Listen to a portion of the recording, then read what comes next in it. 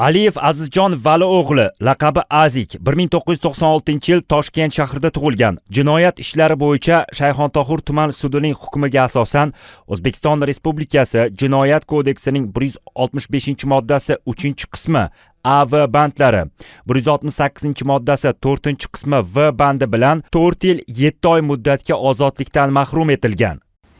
Men qilgan ishimdan, qilgan ayblarimdan pushaymonman to'liq. Xalqimdan, prezidentimdan kechirim so'rayman. Biza tanlagan yo'limiz, biza tanlagan yo'nalish, endi qanaqa ko'cha yo'nalishi yoki Borovskiy ideologiya deydimi, qanaqa yo'nalishga qat'iy nazar yomon noto'g'ri yo'lga tanlaganimizni tushunib yetdim. Sababi o'zi haqiqiy erkak, haqiqiy mujik deb hozir bu yerda qamalib o'tirib yoki qanaqadir joylarda ota-onasini qiynab, mana bu yerda ota-onalar o'chirta turadi, svidankada kutib, biza bilan ko'rishga kelishidan. Farzandlarim bor ikkita misol. Shularni qiynab orqamizdan yugurtirgan emas, haqiqiy erkak, haqiqiy mujik uyida oilasini, shu xolodilnikni ochgan to'kilib ketadigan narsalar darajada baraka qilib, to'g'ri qilib, ahli ayolini, oilasini chiroyli qarab, yaxshi qarab yurgan odam haqiqiy mujik bo'lib yuribdi hozir. Halol ishlab, halol mehnat qilib, to'g'ri yo'nalishga kirib, o'zi haqiqiy mehnatining orqasidan oilasini boqib, o'zi ham yaxshi yeb yurgan odamni men to'g'ridan mujik deb bilaman. Boshida kirganimda qamalganimda bunaqa narsalarni tushunmadim. Haqiqatan bosh devorga teganda tushunadi deydi-ku.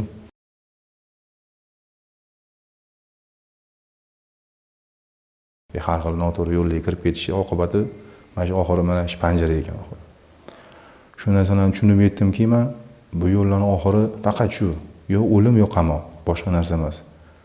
Eng zo'ri oilani oldida, ahli oilasini oldida, bolalarini oldida o'tirganga hech nima yetmas ekan. Shu qotgan non yesa ham, suv ichsa ham, shu oilasini oldida bo'lganingiz chiroyli ichiga kirar ekan odam. Mana bu yerda videolarni qiynab yurgandan ko'ra. Men shu narsani qattiq tushunib yetdim bu narsalarni. Oqibati faqat yomonlik ekan. Dushmanimga birov ko'rmayman bunaqa joylarda yurishini. O'zimiz ham orqamizda turgan oilamiz ham bizdan orqamizdan qiynalib kelishini xohlamayman. Shu onam kelganlarida shu mashitda qiynalib kirayotganlarini, shu o'zlari yemi yedirib, shunaqa katta qilishdi o'zi, halol mehnat qilib. Shu narsalarni o'tadi ichimdan qanaqa qiynalib kelayotganini ko'rib, baribir o'zligi yuzligi yetib turishadi, tilda qiynalmayapmiz, yaxshi yuribmiz deb, baribir ko'zidan bilasiz odamni. Haqiqatan qiynalib kelayotganini.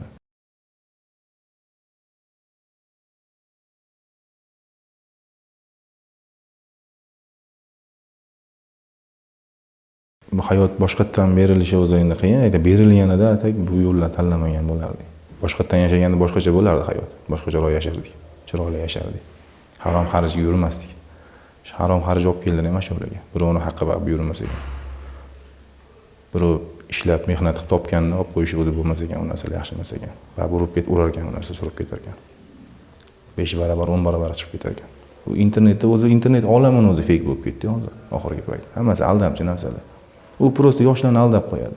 Men ham shunaqa yursam, mana shunaqa yurar ekanman, yonimga bolalarni yig'sam, mana shunaqa bo'lar ekan, kimdir ishini hal qilib bersam yoki oldi berdisiga aralashsam, mana shunaqa muammolarni hal qilib bersam, menga bir qism qoladi yoki bo'lmasam nimadir foyda qilar ekanman deb o'ylar ekan.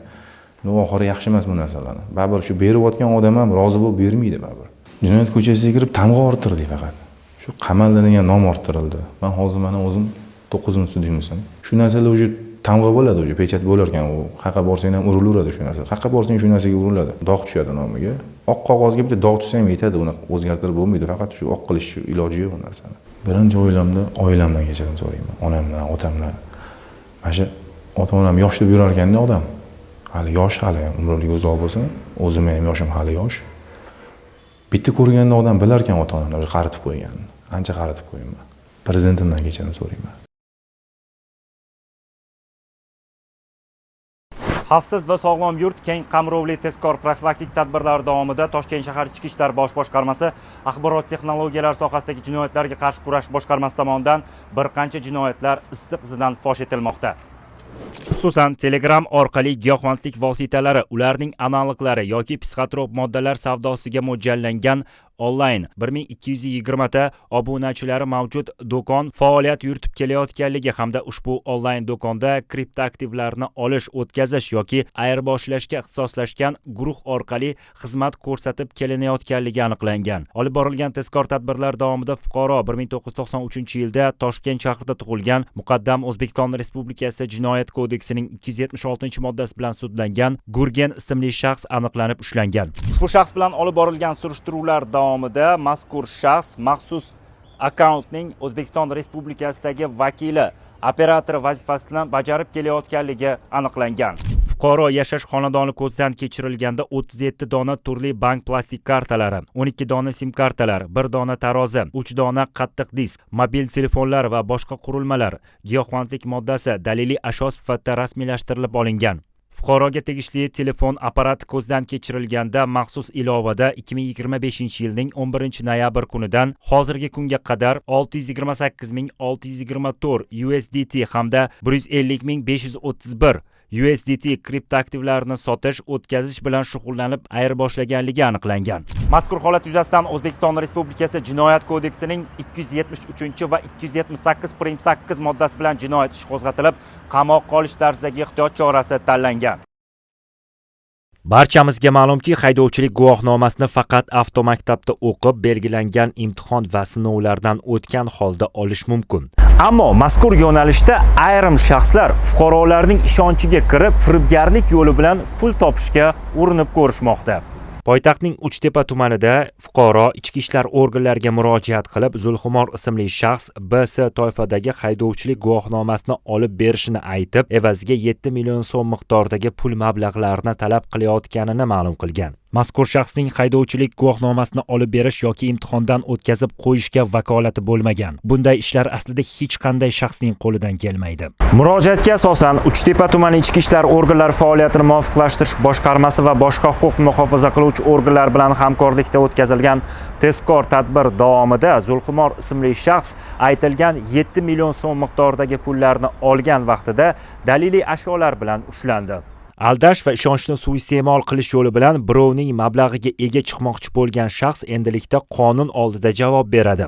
Fuqarolar ham shuni tushunsinki, haydovchilik guvohnomasini faqat avtomaktabda o'qib, belgilangan imtihonlarni topshiribgina olish mumkin. Ishingizni osongina bitkazib beraman deganlarga aslo ishonmang. Haydovchilik guvohnomasini imtihonni o'tkazib berish uchun deb pul olayotgan joyimda huquqni muhofaza qilish organlari tomonidan tezkor tadbir orqali ushlandim. Qilgan ishimga iqrorman. Aybimdan pushaymonman. Mazkur holat yuzasidan Uchtepa tumani ichki ishlar organlari faoliyatini muvofiqlashtirish boshqarmasi tergov bo'limi tomonidan O'zbekiston Respublikasi Jinoyat kodeksining 168-moddasi bilan jinoyat ishi qo'zg'atilgan. Ilk savolni men mas'ullarga bergan bo'lar edim. Fuqarolar xavfsizligini ta'minlash masalasida aynan Toshkent shahar qo'riqlash xizmati tomonidan qanday amaliy ishlar olib borilmoqda? Hozirgi kunda qo'riqlash xizmati tomonidan fuqaro xonadonlari hamda turli mulkli shaklidagi obyektlarni qo'riqlovga olish yuzasidan bir qator ishlar amalga oshirib borilmoqda. Jumladan fuqarolarning xonadonlari va ko'p qavatli uylarning kirish yo'laklariga tashvish tugmalari o'rnatilmoqda. Turli mulkchilik shaklidagi obyektlarga bular bozor bo'ladimi, magazin, do'kon, banklarga tashvish tugmalari orqali qo'riqlovga olinmoqda. Hamda qo'riqlash xizmati tomonidan tezkor harakatlanuvchi guruh xodimlarining hozirgi kunda soni ko'paytirilib, tashvish xabariga barvaqt shu 5-7 daqiqada yetib borishini ta'minlash maqsadida tezkor harakatlanuvchi guruh xodimlarining ham soni ko'paytirilib, monitoring markazi orqali qo'riqlovni ta'minlash, tezkor harakatlanuvchi guruhlar xodimlarini yetib borishini nazorat qilish borasida qo'riqlash bo'limlarida, har bitta qo'riqlash bo'limida monitoring markazlari, faoliyatlari yo'lga qo'yilgan. Rahmat bergan javobingiz uchun. Xalqimiz uchun qiziq bo'lgan bir savol bilan davom ettirsak, masalan, men fuqaro sifatida uyimni texnik qo'riqlovga olish uchun kimga murojaat qilishim kerak? Qo'riqlash xizmati tomonidan shaxsiy uyingizni, ya'ni jismoniy shaxslar mol-mulkini qo'riqlash maqsadida qo'riqlovga topshirish uchun Ichki ishlar vazirligi huzuridagi qo'riqlash departamentining 1131 qisqa raqamiga murojaat qilsangiz bo'ladi yoki hududiy qo'riqlash xizmati bo'linmalariga ham murojaat qoldirsangiz bo'ladi. Bitta masala bor, ko'p fuqarolarimizda turli bir tushuncha bor. O'sha texnik qo'riqlovga olinganda o'sha o'rnatiladigan texnika vositalariga ham men pul to'laymanmi degan noto'g'ri tushuncha bor. Shunga ham bir izoh berib ketsangiz maqsadga muvofiq bo'lar edi. Juda to'g'ri savol berdingiz. Hozirgi kunda shu xalqimiz to'g'risi biz ham o'zimiz ham mana shunaqa xizmatlarga murojaat qoldirganda joyiga chiqib o'rganganimizda ham bizdan o'zimizdan ham so'rashadi. Prezidentimiz qarorlariga asosan jismoniy shaxslar mol-mulkini qo'riqlovga olayotganda signalizatsiya vositalari mutlaqo bepul, ya'ni o'sha vositalarni o'zi ham bepul o'rnatib berish, ya'ni elektromontor tomonidan o'rnatib berish ham mutlaqo bepul amalga oshiriladi hamda ularning kelajakdagi baribir u texnika bo'lgandan keyin qachondir nosoz holga kelganda ham qayta jihozlab berish ham mutlaqo bepul amalga oshiriladi. Faqatgina shartnoma asosida oylik to'lovlarni amalga oshirishda bo'ldi. Demak, bitta deylik hovlini men texnik qo'riqlovga oldiradigan bo'lsam, oyiga qancha pul to'layman? Bugungi kun hisobidan aytadigan bo'lsam. Bugungi kun hisobida 77.617 so'm hisobida to'lov qilinadi oylik. Hurmatli yurtdoshlar, agar siz xavfsizligingizni mukammal darajada yaxshi bir sifat uchun topshirmoqchi bo'lsangiz, bemalol 1131 raqamiga qo'ng'iroq qilsangiz, qo'riqlash xizmati xodimlari uyingizga boradi, o'sha kerakli moslamalarni o'rnatib, sizning xonadoningizni texnik qo'riqlovga olishlari mumkin bo'ladi. Fikrlarimni ham aytmoqchi edim. Rahmat avvalo taklif uchun. Yaqin kunlarda men ham e'tibor bergandim. O'zim Yashnobod tumanida istiqomat qilaman va mahallamda bir nechta o'sha tashvish tugmalariga ko'zim tushdi va bu ham bir yaxshi bir o'zgarishlardan biri deb qabul qildim va kechasi ish bilan bo'lib ko'pincha uyimga 1-2 da tungi soat vaqtlarda qaytaman va mahallada oxirgi bir oyda ko'rishni boshladim. Shu post patrul xizmati xodimlari yoki qo'riqlash xizmati xodimlarini mahallalar orasida aylanib yurishganini ko'rdim. Bu ham albatta odamni ichki xotirjamligini oshiradi. Ya'ni mahallamiz tinchligi, mahallamizda bir qanaqadir holat sodir bo'ladigan bo'lsa, uni nazoratga olishga tayyor bo'lgan insonlar borligini bildiradi va bu gapimga yana ko'pchilik qo'shilsa kerak. Hozirgacha dunyoning bir 10 dan ortiq mamlakatlarda bo'lganman va aniq ayta olaman, hozirgi vaqtda Toshkent jumladan va O'zbekistonning ko'plab shaharlari uncha dunyo mamlakatlari bilan solishtirganda xavfsizlik nuqtai nazaridan eng xavfsiz mamlakatlardan biri hisoblanadi. O'sha ba'zi mamlakatlarda kechasi ham kunduzi ham yurib ko'rganman, shu gastrol safarlar bilan borganda e'tibor berganman. Ya'ni xorijdan keladigan shaxs bo'ladimi yoki O'zbekistonning o'zida istiqomat qiladigan shaxs bo'ladimi, kunning yoki tunning istalgan qismida bemalol ko'chada o'zini xavfsiz his qilib harakatlansa bo'ladi. Va yana bir savol tug'ilgandi, ya'ni o'sha tashvish tugmalarini bosgandan keyin qancha daqiqada, qancha vaqt mobaynida xodimlar yetib kelishi mumkin va qaysi holatlardagina ushbu tashvish tugmalarini bosilishi kerak, ya'ni aniq bir reglament qo'yib qo'yilganmi, mana bunday holatlarda bosishingiz mumkin yoki mana bunday holatlarda yo'q, boshqa xizmatlarga murojaat qilasiz degan bir aniq bir cheklovlar ham mavjudmi? Tashvish tugmasi birinchi o'rinda xavf bo'lganda bosiladi. Xavf jismoniy shaxs biron bir chetdan xavf sezganda yoki qanaqadir qonun buzarligini ko'rganda tashvish tugmasini bosib, tezkor harakatlanish guruhimizga signal yetib boradi. O'sha signalga asosan tashvish tugma bosilgan joyga zudlik bilan yetib boriladi. Endi reglament bo'yicha 5-7 daqiqa belgilab berilgan. Endi yo'l probkalarni hisobga olgan holda hammasi undan-da tez keladigan holatlarimiz ham bor. O'shanda yetib kelib, o'sha fuqaroyimizni xavfsizligini ta'minlab beradi.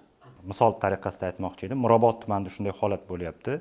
O'smirlar ko'chada janjal qilyapti.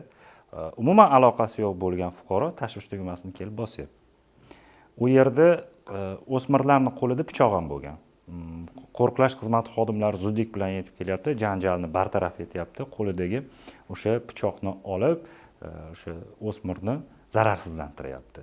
Bu degani, masalan, fuqaro yo'lakni oldida, uylarning yo'lakni oldida ketayotgan paytida o'ziga nisbatan emas, qayerdadir jinoyat yoki huquqbuzarlikka ko'zi tushadigan bo'lsa, shu tashvish tugmasini bosib ham ma'lum qilish mumkin qo'riqlash xizmatiga.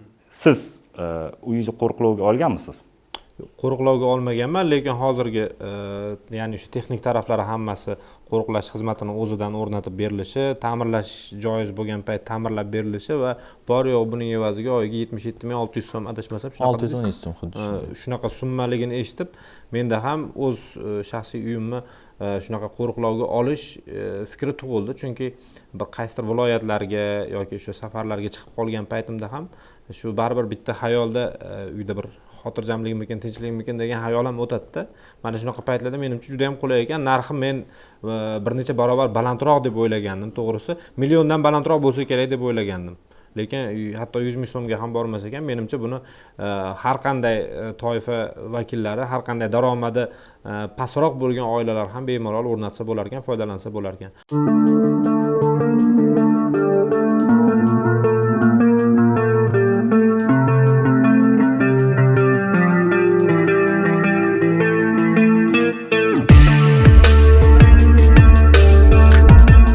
Bugungi kunda giyohvandlik vositalarini tarqalishiga qarshi huquqni muhofaza qiluvchi organlar tomonidan bir qator tezkor tadbirlar olib borilib, qonun ustuvorligi ta'minlanmoqda. Zakladchiklik qilib pul topaman degan shaxslar shuni unutmasinki, ularni qonunda belgilangan jazo kutib turibdi. Ya'ni giyohvandlik vositalarini tarqatishga, sotishga O'zbekiston Respublikasi Jinoyat kodeksining 273-moddasiga ko'ra sud hukmi bilan 20 yilgacha ozodlikdan mahrum qilish jazosi nazarda tutilgan. Giyohvandlik vositalarini zakladka usulida tarqatayotgan shaxslar bir so'z bilan aytganda qopqonga tushdi hisob. Tushuntirib beraman. Demak, kimdir ish qidirib, ijtimoiy tarmoqlar orqali o'zi tanimagan, bilmagan shaxs bilan muloqotga kirishadi. Ijtimoiy tarmoqda muloqotga kirishgan shaxs unga ish taklif qiladi va mo'maygina maosh ham va'da qiladi. Birinchi galda o'sha noma'lum shaxs ish qidirib yurgan odamning shaxsiy ma'lumotlarini so'raydi. Pasport yoki ID karta suratlarini talab qiladi. Agar ish qidirib yurgan odam unga shaxsiy ma'lumotlarini bersa, qopqonga tushdi hisob. U ishga yollanadi, giyohvandlik vositalarini 1-2 kun tarqatadi. Uni giyohvandlik vositasi ekanligini bilib qolgandan so'ng ortga qaytmoqchi bo'ladi. Ya'ni unga ish bergan shaxsga yozadi: "Men giyohvandlik vositasi ekanligini bilmagan edim. Fikrimdan qaytdim. Bu ishni to'xtatmoqchiman" desa, "Meni sportchilarim bor. Seni borib yaxshilab kaltaklashadi" deb tahdid qiladi. Bundan tashqari, shaxsiy ma'lumotlaringni huquqni muhofaza qiluvchi organlarga taqdim qilaman va sen jinoiy javobgarlikka tortilasan deb qo'rqitadi. Va giyohvandlik vositalarini zakladka usulida tarqatib yurgan shaxs bu ishni davom ettirishga to'g'ri keladi. Baribir u qo'lga tushadi. Unga nisbatan O'zbekiston Respublikasi Jinoyat kodeksining 273-moddasi bilan jinoyat ishi qo'zg'atiladi. U ozodlikdan mahrum qilish bilan bog'liq bo'lgan jazo oladi. Endi o'zingiz ayting, ijtimoiy tarmoqlarda ish qidirgan odam birinchi galda ishning nima ekanligini bilib olsa bo'lmaydimi? Agar u noqonuniy ish bo'lsa, ortga qaytish uning o'zini qo'lida. Yoki bo'lmasam, ish beruvchi bilan yuzma-yuz ko'rishib, mehnat shartnomasi tuzib, uning qonuniy yoki noqonuniy ekanligini bilgan holda, ya'ni ishni keyin ish boshlasa, menimcha maqsadga muvofiq bo'lar edi. Bugungi kunda ko'pchilik fuqarolarimiz mo'maygina pulga uchib, narko laboratoriya tashkil qilayotganligi ham bor gap. O'tkazilayotgan tezkor tadbirlarda o'zingiz guvoh bo'lib turibsiz, tashkil etilgan narko laboratoriyalar faoliyatiga chek qo'yilmoqda. Mana shu yerda giyohvandlik vositalarini zakladka usulida tarqatayotgan shaxslarning ota-onasiga ham jiddiy murojaatimiz bor. Siz farzandingizni qanday nazorat qilyapsiz? Unda ortiqcha pullar, mo'maygina pullar o'z-o'zidan paydo bo'lsa, nazorat savollarini bermaysizmi? Axir farzand sizniki-ku. O'g'lim yoki qizim, bu pullarni qayerdan topding? Senga qisqa fursat ichida bunday katta pullarni kim berib qo'yadi? degan savollarni bersa bo'ladi-ku. Savollar berilmaydi, farzandlar nazoratsiz qoldiriladi va ular jinoiy javobgarlikka tortilib, panjara ortida o'tirishiga to'g'ri keladi. Men yana takror aytaman. Siz ish qidiryapsizmi? Birinchi bo'lib ishingiz nimadan iborat ekanligini yaxshilab bilib oling. Mehnat shartnomasini tuzgan holda qonuniy ish qilsangiz, sizning topgan tutganingizda ham baraka bo'ladi. Dono xalqimiz barakada gap katta deb bejiz aytmagan. Jinoyatda gumonlangan shaxslar doim bir gapni aytadi. Men qilgan ishimdan pushaymonman deydi. ular pushaymon bo'lganda g'isht qolipdan ko'chgan bo'ladi. Ya'ni ular qo'lga tushib, ularga nisbatan jinoyat ishi qo'zg'atilgan bo'ladi. Odatda men ko'p muloqot qilgan gumonlanuvchilar bu ishni endigina boshlagandim deb o'zini oqlamoqchi bo'ladi. Ular aslida bunday ish bilan topilgan pullarga mahliyo bo'lib ulgurishgan. Giyohvandlikka qarshi faqatgina huquqni muhofaza qiluvchi organ vakillari qarshi kurashishi yetarli emas. Mazkur zahri qotilga qarshi birgalikda kurashaylik. Buning uchun Ichki ishlar vazirligining 7/24 rejimda ishlaydigan kol markazi faoliyat yuritmoqda.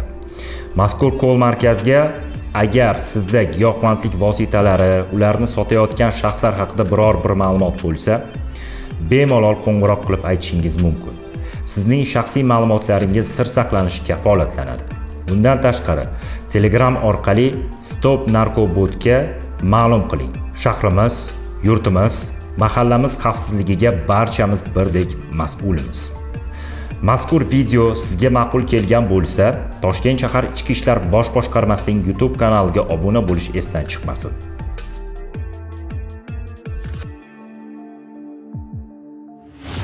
Toshkent shahar Ichki ishlar bosh boshqarmasiga kelib tushgan murojaatga ko'ra, poytaxtning Yunusobod tumanida o'g'irlik jinoyati sodir etilgan. Ma'lumotlarga ko'ra, tumanning 2-mavzesida joylashgan mas'uliyat cheklangan jamiyatidan noma'lum shaxs ichida 50 ming AQSh dollar miqdorida pullar bo'lgan seyfni o'g'irlab ketgan.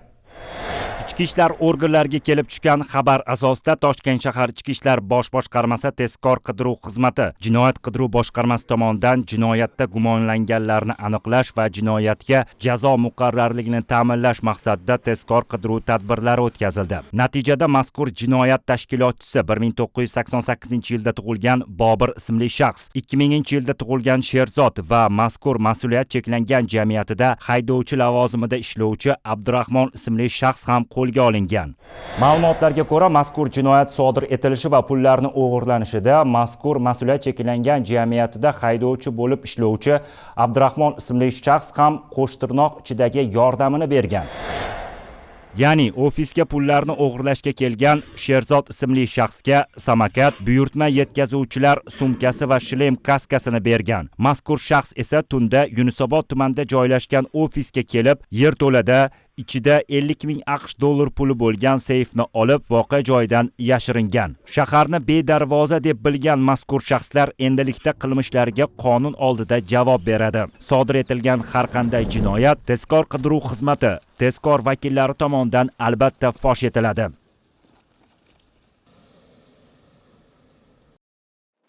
On 15-kuni o'tirdik kafeda. 22-kuni kech payt rohatda Sherzod bilan ko'rishdik. Sherzod o'zini o'sha skuter, shlem, o'sha anaqalari bilan keldi. Hamma ma'lumotlarni ularga kelgan aytdim men. Keyin o'sha kuni kalitni so'rashsa kalitni berdim ularga. Kalitni bergandan keyin oradan 3 kundan keyin ular kalitni menga qaytarib berishdi. Seyfni qayerdaligini so'rashuvdi, aytdim seyfni qayerdaligini shunaqa podvalda deb. O'zim avtomashinamda men Yunusobod 2-dahaga borib Sherzodni qo'ydim va ofisga u kirib ketdi, men ketdim. Shahrsanskiyda uni men kutib turdim. Shu Yunusobodda aytilingan joyga bordim, ofisga o'g'irlik uchun. Bu yerga kirib, to'g'riga kirib, podvalga tushib, seyfni buzib, sumkaga solib, olib chiqib ketdim. U Shahrsanskiyga keldi va men seyfni oldim. Men 4 mingni oldim, Malika bozorining oldida.